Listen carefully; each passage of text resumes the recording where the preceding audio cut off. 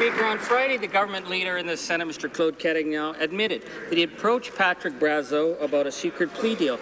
Don't they get it? I mean, it was a secret deal with a senator that got them in this mess. So our simple question is, was the Prime Minister's office aware that Senator Carignan was being offered this side deal with Senator Brazeau on behalf of the Conservatives? And were Senators Wallen and Duffy offered the same deal? Again, Mr. Speaker, the Senate, of course, is in charge of its own affairs. At the same time, Mr. Speaker, we have been saying from the beginning that we expect these senators to accept responsibility for what they have done, to apologize to the Canadian people, to repay those expenses that they did not earn, Mr. Speaker. That's the standard that we would expect on this side of the House. I'm surprised to learn that the NDP and the Liberals don't have the exact same standard. The honourable member for Timmins, James Bay. Well, I think, Mr. Speaker, the standards Canadians are expecting is a Prime Minister to apologize for what has happened. Because it seems that even he's having a difficulty keeping their story straight as the story changes daily about who is involved. So let's now talk about the baker's dozen. In Mike Duffy's epic speech last week, he referred to negotiations between his lawyers and a Conservative Party lawyer. Will the Prime Minister confirm that Arthur Hamilton was involved in this deal, that he was the one representing the Conservative Party?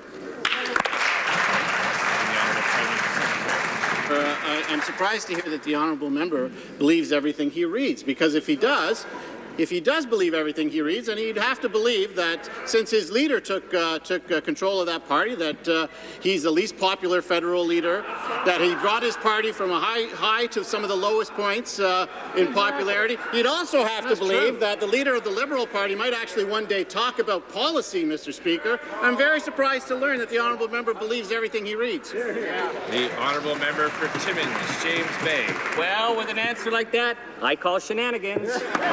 Mr. Speaker, we know that Arthur Hamilton is a regular fixture for the Conservative Party. He helped him on the robo-fraud investigation. He helped him on the Helena Georges. He helped him on the in-and-out scheme. And now it seems that he's involved in the PMO cover-up. So we'll ask again, what role did Arthur Hamilton play? And will the Prime Minister confirm that Arthur Hamilton's office was used to transfer the money to Mike Duffy?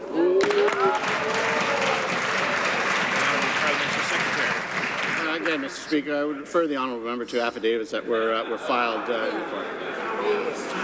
For Timmins, James Bay. Well, thank you, Mr. Speaker. We know that the RCMP affidavits have certainly painted a picture that this Prime Minister is not telling Canadians the truth on this issue, and we can't get a straight answer. So let's try another one. Now, last May, the Prime Minister said Nigel Wright resigned, and he was sorry that he was resigning, and he was going to receive full severance. Now he's claiming he fired Nigel Wright. Well, Mr. Speaker, when an average Canadian gets fired, they're not entitled to EI. So why are the taxpayers being stuck with the bill to pay off the severance for Nigel Wright?